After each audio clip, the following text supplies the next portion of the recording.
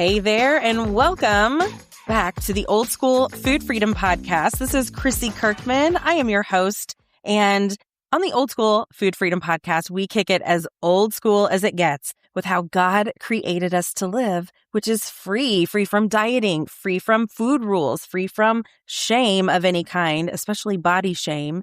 And we want to walk in freedom. And today we have Grace McCready back again to talk about such a really important topic that I know a lot of you deal with this.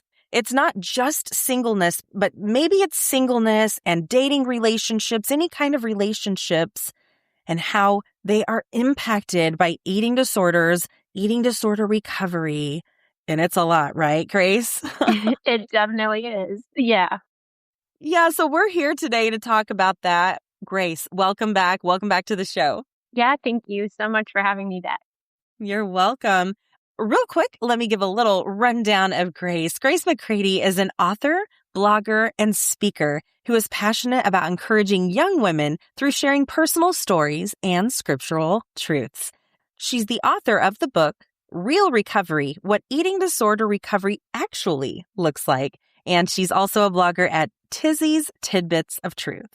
She's also a full-time writer and editor for a Christian ministry, and although she doesn't enjoy drinking black coffee or running marathons or reading books, she does enjoy spending time with her family, chatting with her friends, and watching her favorite TV shows. So, Grace, I'm glad you're on. Now, we've already asked you in the past about the old school item you missed from back in the day. Hey, she was on episode 21, so you can go hear what her answer was back then. And that was a really great episode where we took a look inside eating disorder treatment and recovery. So if you would like to go into that topic, please listen to that episode. But today's kickoff, I want to ask you, what old school worship songs or hymns do you love from back in the day? So this isn't technically a worship song, but it makes me feel worshipful. Natalie Grant's song, Held. I think it's from the early 2000s. Absolutely love that song. If I still heard it on the radio, I would love that. I never hear it anymore, which is a bummer. So I miss that one, and I miss the hymn, Be Thou My Vision. I feel like I don't sing that one enough, which is a bummer. It's probably my favorite hymn. I wish we could sing it more today, but those are just a couple favorites. I love those. Hey, we're going to link to YouTube to both of those songs because they are fantastic songs. I do love Be Thou My Vision. I know Audrey Assad has a good version of it. It hasn't been too long ago, maybe about 10 years ago, but I really like her voice and hearing that. So yeah, we'll link those below. If you haven't heard those, go check them out. Thanks. We've never asked that question before, and it was kind of fun to hear because I'm a music girl. Love that so much. So let's get into this singleness thing, this relationship and dating thing. And we're always talking about eating disorders, recovery, freedom. So the main question is really, am I ready physically? Am I ready emotionally? Am I ready spiritually for a relationship with wherever I am? Everyone who's listening is in a different place right now when it comes to eating disorders and all these kinds of issues. Some people who are listening have someone that they love in their life that's the one struggling. So how do you want to kick this off? Where do you want to start? Just go ahead and begin. Yeah, I have a lot to say on this topic. I feel like for me personally, I thought very early in my recovery journey that I was ready for a relationship. And I was not. And I was struggling with anorexia in high school. And when I was first starting my recovery journey, I was about 18. And I just thought, okay, it's not going to be long now. I'm surely going to start dating soon. But honestly, I was not in a place to be dating. And a lot of the recovery journey that has happened since I was 18 has taught me, wow, I was not ready then. I've not been ready. And earlier this year, I went out with someone for the very first time, hadn't ever dated before. And that experience kind of opened my eyes to the importance of my priorities in my life, including okay, how important can my body be? How important can health be? How important can food and exercise and all those things be? But it also just opened my eyes to see how in another person, your priorities kind of have to be the same for the relationship to work out. And so that experience earlier this year really opened my eyes to, okay, what is dating like and who am I in a dating relationship and how do my priorities impact that? What I keep hearing as you're talking about this is I keep thinking you're really trying to find balance in this area, not just in just the area of dating, but like you and this person you're dating have to find a balance together. You have to find the balance of who am I, like you said, in this relationship? What is my role? Oh man, finding balance. Like it's never lost on us what the name of our organization truly means and why it's called that. But, there are ups and downs. And to find that gentle balance that will ebb and flow a little bit, but we're trying to keep coming back to that. So I just loved that. Yeah, I'm very passionate about the topic of balance just in general because there are so many ways that being out of balance even a little bit can really have negative consequences. And so just this person I was dating, I feel like I was in a, pretty okay place, pretty okay body image, pretty okay in where I was at, like eating and exercise and just, in my health. But what was interesting about this person was he really, really, really prioritized health, like to an extreme, and to the extent that he kind of placed it above Jesus and to the point where I didn't even know if he knew Jesus personally. And so, Like it was idolatry. absolutely. And it surprised me because I was totally caught off guard. I thought if anyone's going to have an issue with this, it's me. And then meeting this person and getting to know him, realized, wow, he really like puts health on a pedestal. And that opened my eyes to, okay, I can't do that. I need to have my priorities straight. I need to make sure I'm dating someone who has their priorities straight. It was almost to the point where he was more passionate about health than Jesus. And yeah, that bothered me. Can we pause Yeah. and say, look at the healing in you? Like, I haven't been able to read your book yet, but if anyone has read your book or even just knowing that all I have to do is listen to episode 21 and hear some of your story to say, I'm so proud of you and that healing that has taken place for you to have that internal discernment of like, oh, whoa, this isn't right, or this isn't who I want to be, or this isn't the path I want to go. I'm so proud of you, Grace. I'm sorry. I didn't mean to interrupt you, but I think it's worth saying. Thank you. I really do appreciate it. It's all the Lord at work in me, just because I do feel like even in this very short-term relationship that only lasted for weeks, it helped me see I needed to be grounded, not just because of the priorities thing and, realizing his were kind of out of whack, but I was just emotionally the whole thing made me feel out of control and very on edge, uneasy. And that reminded me, okay, I need to make sure that I'm grounding myself in what is true and what is right in God's word, and the people who love me, and take care of me and care about me because it helped me see that dating can be stressful. And if you're not careful, it can make you feel out of control and cause you to lose sight of what is true and what is real. So that was also a good reminder, a timely reminder, something I didn't really expect to find from that, but just reminded me I need to stay grounded. So did this short-lived relationship influence you to write this book? Yes. What's funny is I had basically written this book and I had rewritten this book.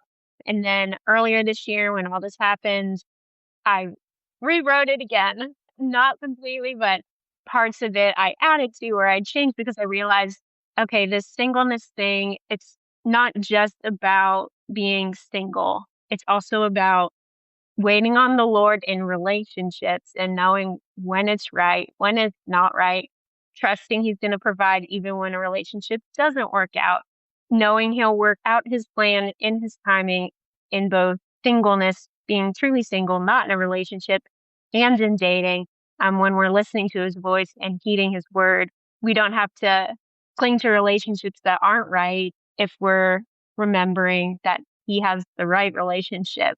If we remember that his plan is good, his timing is always right, better than we could schedule or work out in our own hands. So good. I mean, it's a complete and utter faith walk with the Lord. Do we trust him enough to allow a relationship to end if it needs to end, if it's not the right one, and humbling your heart and yourself and, Lord, I trust you. I don't understand, but I trust you. It's the both and. Like, this doesn't make sense, or maybe it is making sense, but it still feels hard for it to end, because then the enemy comes in and tries to tell you a bunch of lies about yourself or what this ending of a relationship means about you.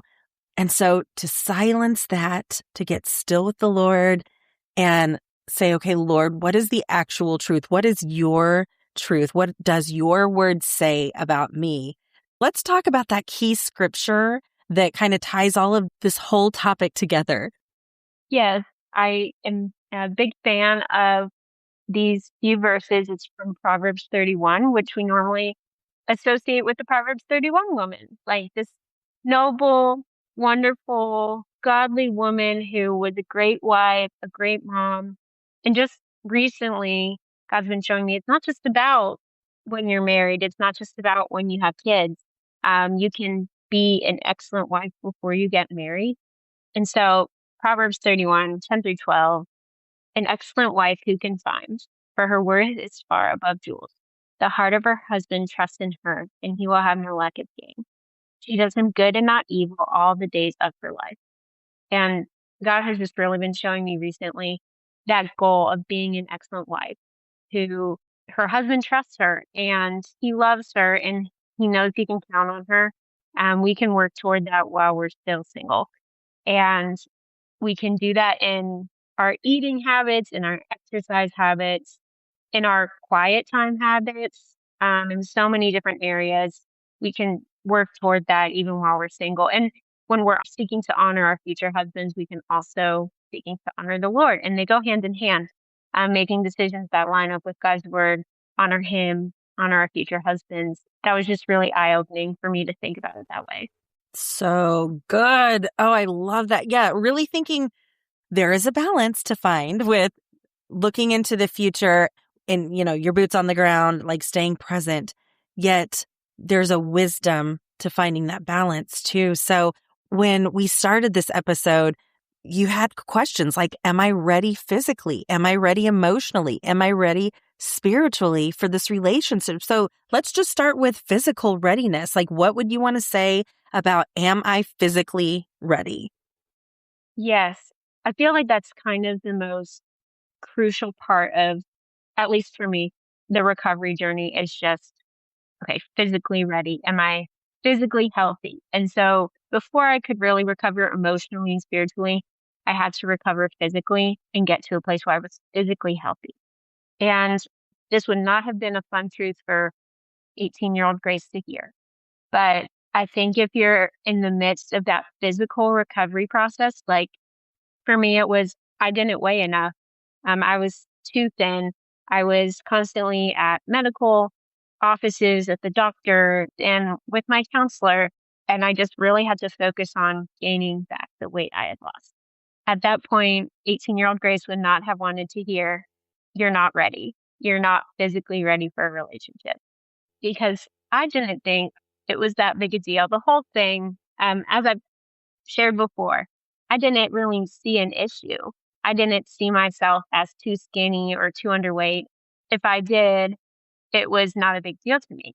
And so I really had to get to that point of physical readiness by simply gaining the weight I needed to gain. And for different people, that can mean different things. But I just had to get through the meal plan and, go to the appointments and try to just endure and get through it. And it can be really, really hard to hear that. I know I would not have wanted to, but if you're in just the very beginning stages of recovery, or even maybe months or years into it, your body may not be ready for a spouse for children, and you can get there. But in this moment, it may not be physically ready that way. And so taking the steps to just get physically healthy is so important to do before you enter a relationship. That's really helpful. I know that's going to be hard to hear for some people. And friend, if that feels really hard for you right now, I just pray that you'll pause and allow yourself to be okay with the fact that it feels hard, with the fact that you may feel like, oh, that is the last thing I want to do. I don't want to go to treatment. I don't want to deal with going to a dietitian or a clinician or any of that. They are here to help you. God has gifted them to help in this way. They understand things that we don't. And when our brains are not properly nourished, we're not thinking clearly. We're not thinking in a way that helps us make positive changes sometimes. And I'm only saying that not because I'm a clinician. It's saying that from someone who still has thoughts like that. There are days where it's like, I don't even want to deal. It can be overwhelming.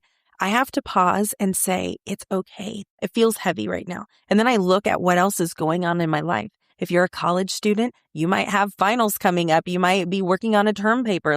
So whatever it is, just pause and remind yourself it's okay. I pray that you will keep listening because Grace has been there too. Like she knows what it's like.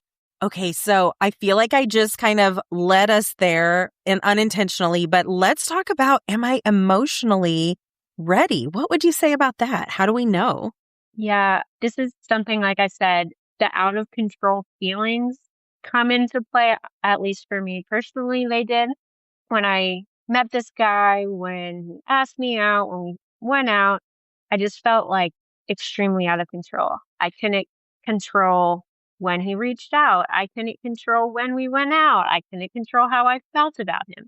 And so just that out of control feeling is what I feel like triggered my eating disorder in the first place.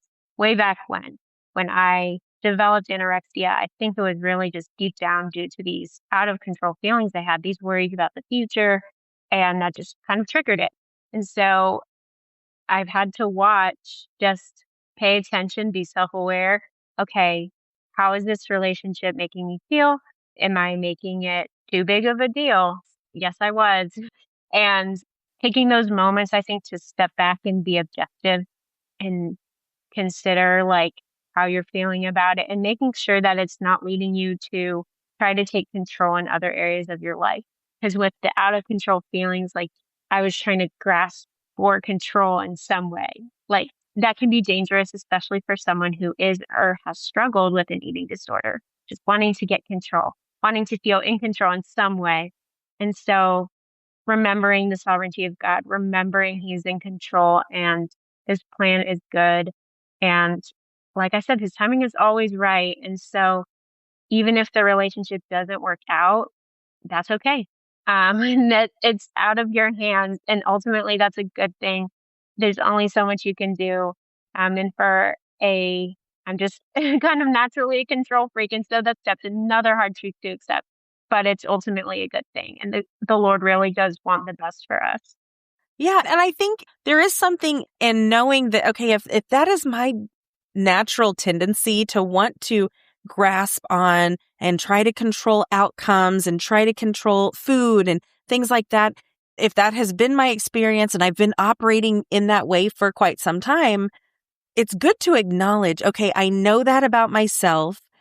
Help me, Lord, be aware that that's happening and help me unclench my fists and open my palms into more of a receiving position so I can receive the good things about this relationship and some of the struggles, the things that are challenging, the refining that I have to work on myself, in order to make this relationship work, but then find the balance to not give away too much of myself and lose my voice and lose my choices and my ability to speak up. And so it is a fine line. Yeah. And with eating disorders and other food and body struggles, control comes into play so often with most any eating disorder. Yeah.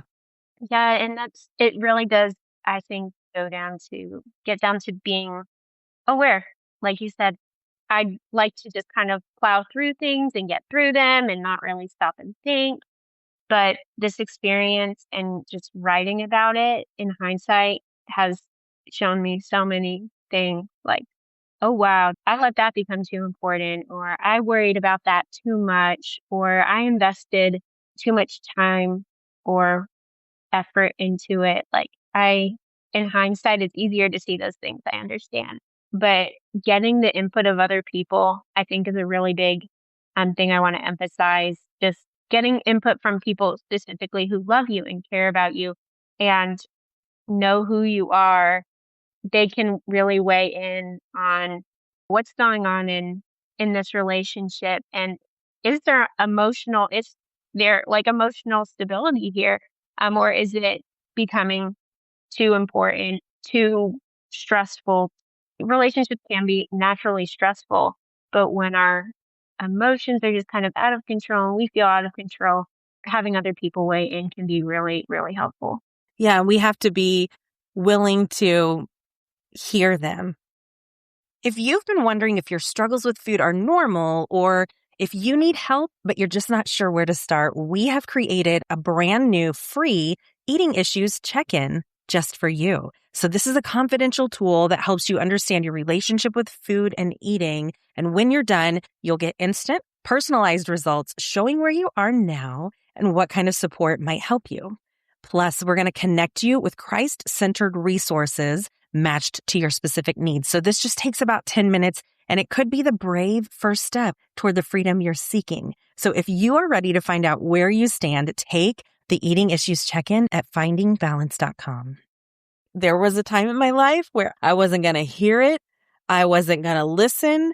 A lot of people in my circle that loved me, like my mom and my best friends, had feelings about my first husband before we got married and tried to like be delicate and tender with how they shared and tried to help me see. And I was so strong-willed and I'm going to do what I'm going to do. And I really don't care if you don't like it. And especially, I love my mom, but like sometimes more like sisters in ways because she was my mom, but yet I didn't have a brother or sister, right? So then we would kind of, get into it like that a little bit, like sisters would. But I like literally wasn't going to listen to her, especially her. Like, you're not going to tell me what to do. I'm an adult. I'm 18. I'm 19. I'm going to do what I want to do. But just looking at 18 and 19-year-old Chrissy, if I could have said, oh, honey, like they love you. They see these things because you're so blighted and just listen. And we make our choices and God can redeem those stories. Thank you for sharing that because I think it's sometimes hard to open your eyes and see things you don't want to see. Have grace on yourself, like no shame intended. Be gentle with yourself. And then, Grace, let's talk about, am I spiritually ready? I think this is a good segue into that. Yeah, for me, when I wasn't physically ready and I wasn't emotionally ready, I'm definitely not going to be spiritually ready. And this is a constant process. I think like we can sometimes assume, okay, I'm going to be fully spiritually ready. I'm going to be basically perfect. That's when I'll be ready to actually have a relationship. And we're never going to get to perfection. And so there's balance. Surprise, there's a balance. But going back to the priorities thing, I really want to touch on that because if you ultimately, for, whatever the relationship ends up looking like, you're dating, if you get engaged, if you get married, both your priorities need to be on the Lord, honoring the Lord and just following after him, following his plan. That applies to singleness too. If we're not following the Lord, then we can veer off course and maybe, choose things that are not our best, not the best of those around us. And so if we have our priorities in line with God's priorities, God makes his priorities very clear in scripture. And if we're seeking to align our priorities with his, then it's going to work out. It really is going to be okay. Whether that means getting married in the next few months or, in several years or whatever it is, we can trust that it is the best thing for us. And so I would just encourage everyone to take a look at priorities. It's such a simple thing. but it flows into every area of life. So if, like this guy I dated, his priority was health, and that passion came out so clearly when we talked about health-related things. But that also meant Jesus was not the most important thing for him. And so your priorities are going to flow out into all areas of your life. And so just take time to look at those to figure out, am I really putting God first? Am I really putting what his word says first? And going back to verses from Proverbs 31, our decisions to honor the Lord will honor our future husbands too. And that's just such great preparation for marriage. We can get prepared now, which is such a gift. Yeah, oh, it's so good. I keep hearing the word surrender. It's going to require surrender and humility. And listen, oh, come on, Lord. If you can work on surrendering and humility now in singleness, you're just setting yourself up for some serious, like, good times and success in marriage, because boy, do surrender and humility and patience obviously come in really handy during marriage, if that's where God takes you. So I love that. So to wrap all of this up, are there some questions that we could leave our friends here that could help them go deeper about this topic with the Lord? Yeah. So speaking to my single friends out there, I would just say a good question to ask yourself is, are you using singleness to prepare for marriage? And there are so many ways you can do that, but this is the time. I'll just say, like, starting today is scary, and the further you go in the relationship, the more serious things get. And so being single is a great time to prepare to get married. Another is just, are you in line with that Proverbs passage? Are you striving to be a godly wife all the days of your life, not just your married days, but your single days? It really does have an impact on your future marriage. And this can be just on a practical level: the food you eat, the exercise you do, the clothing you choose to buy, the weight loss or gain plans that you implement in your life. All those things can really do your future husband good, or not, even while you're single. And so this is just something, like, I'm preaching to myself here. The decisions I make just about small things like what I'm going to eat today, that can do my future husband good. And that's honestly convicting, but encouraging at the same time. And so keep that in mind. You can make a difference now. You can prepare now.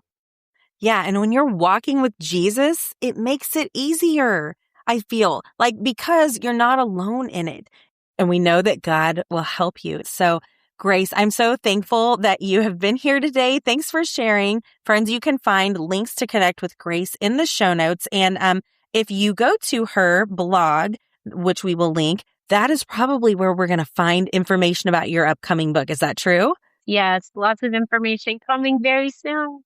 So in the meantime, you can get her book, Real Recovery, What Eating Disorder Recovery Actually Looks Like. It is available now, so you could have that foundation. And then when her book on singleness comes out, you can start that one as well. Grace, thanks again. Thank you so much, Chrissy.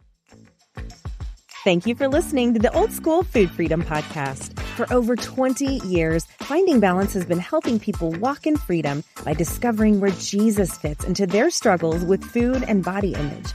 If you want more biblical truth and encouragement, head on over to FINDINGbalance.com and subscribe to our free daily vitamin devotional.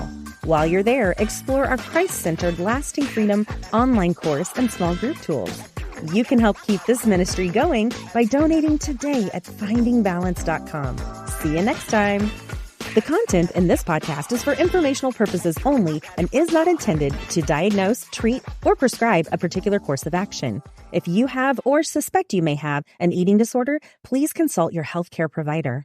If you desire to receive faith-based care, visit ChristianTreatmentFinder.com to browse professionals with a Kingdom campaign against eating disorders.